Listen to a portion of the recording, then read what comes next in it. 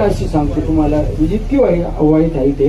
काही लोकांचे पैसे गुंतले म्हणून काही लोक वसुली करायला गेले, वसुली करायला म्हणजे मागायला गेले, तुमच्याकडे आम्ही पैसे गुंतवले, पैसे आमचे द्या म्हणून एका कार्यकर्त्यावर रॉबरीचा गुन्हा दाखल केला, किडनॅपिंगचा गुन्हा दाखल केला. म्हणजे भयान बघा ना, ज्यांनी पैसे शेअर मार्केटमध्ये गुंतवले असे फक्त 19 लोकच आहे.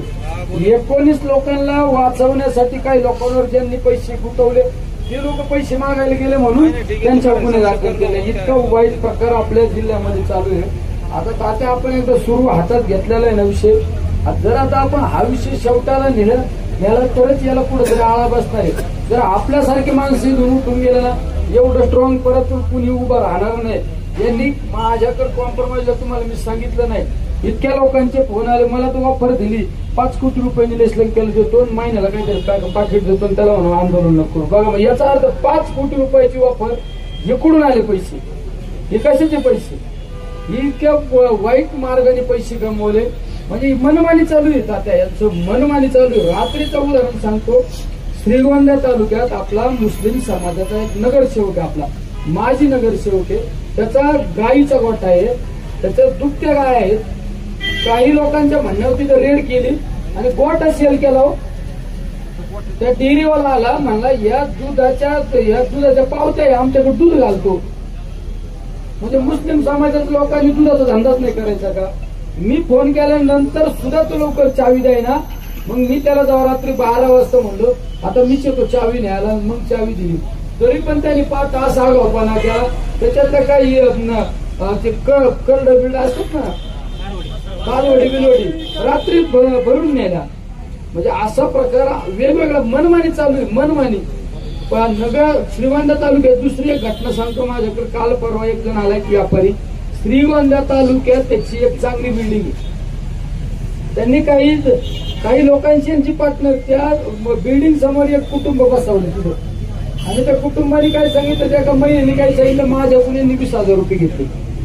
यांनी 20,000 रुपये माझ्याकडून व्याजाने घेतले. ज्याच्या बिल्डिंग आहे, ज्याच्या प्रत्येक गाळ्याला 15,000 रुपये भाडं आहे, आणि त्याच्याबद्दल तक्रार करणारी एक विशिष्ट महिला त्या समोर गेली आणि माझ्याकडून 20,000 रुपये घेतले. आणि पोलिसांनी त्या व्यापाऱ्याला फोन केला, एक काम करा, तिचे पैसे काय असेल ते अजून पैसे वाढून थोडे देऊन टाका, मी मीटिंग घेतो.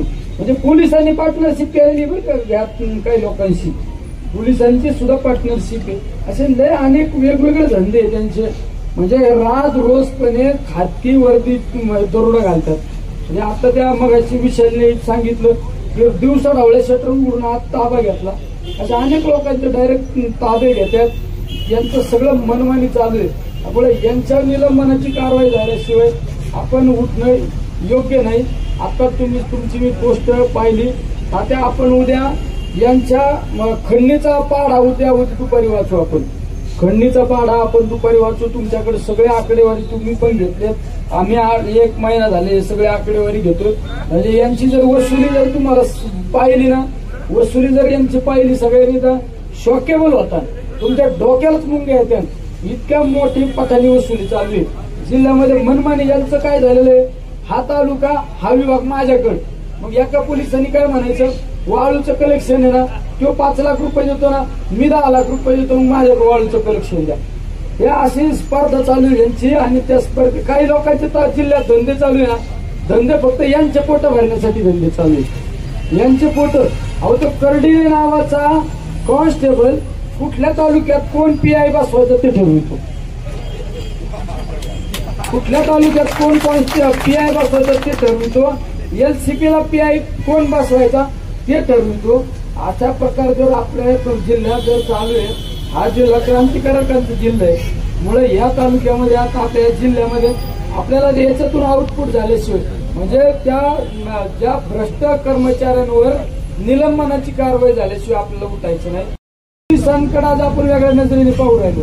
अहो जेव्हा पोलीस कर्मचारी रात्र रस्त्यावर ड्युटी करतो, बिचारा निस्वार्थी भावनेने काम करतो, त्या पोलीस कर्मचाऱ्याकडे सुद्धा आपण वेगळ्या नजरेने पाहतो.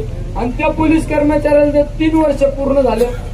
असे काही पोलीस कर्मचारी आपल्याकडे आहेत का घरी आई वडील आजारी, बायको आजारी, आणि ते पोलीस कर्मचारी एसपीच्या दारात येऊन सांगतो की माझी बदली करा, सोयीच्या ठिकाणी बदली करा, माझ्या आई वडिलांना हॉस्पिटलमध्ये घेऊन जावं लागतं, बायकोला हॉस्पिटलला घेऊन जावं लागतं, नावानीच सांगेन तुम्हाला. त्यावेळेस एसपी त्याला नियम सांगतो की तुझे 3 वर्ष पूर्ण नाही झाले, बदली नाही करता येणार. मग एलसीबी विभागामध्ये 10-12 वर्ष लोक काही त्या ठिकाणी नोकरीला आहेत. म्हणजे एवढा गंभीर हे सांगता हम करोशी कायदा या ठिकाणी चालू आहे. चांगलं काम करणाऱ्या पोलीस कर्मचाऱ्याला त्याच्याबद्दल त्याला कधी मदत केली जात नाही, असं पण या ठिकाणी अहो पोलिसांचे 2-5 कोटी रुपयाचे बंगले. बहीण आहे, त्या बहिणीचा नवरा रिक्षा चालवतो, 90 लाख रुपयाचा प्लॉट घेतलाय. संदीप रावकर उतार आहे, 90 लाख रुपयाचा प्लॉट घेतलाय त्या कर्डिलेच्या बहिणीने. त्या फाट्यावर त्याचं हॉटेल आहे, लॉजिंग आहे, आजूबाजूच्या हॉटेलवर रेड करतो, त्याचं हॉटेल चालतं. हे असं मनमानी चालू आहे. त्यामुळे आपल्याला आता आउटपुट काढल्याशिवाय यायचं नाही, हेच या ठिकाणी तुम्हाला सांगतो. आणि तुम्ही मगाशी जे विनंती केली की आपल्याला आंदोलन करायचं पण उपोषण करायचं नाही, तात्या उपोषण केल्याशिवाय हे लोक जागे येणार नाही. मी राहतो ना उपाशी, तुम्ही काय काळजी करता? त्याच्याशिवाय ना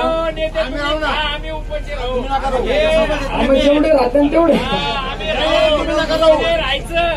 त्या माणसाला धोका नाही झाला पाहिजे. हे आरामखोर आहे, धोका बिका नाही होत एवढा काय.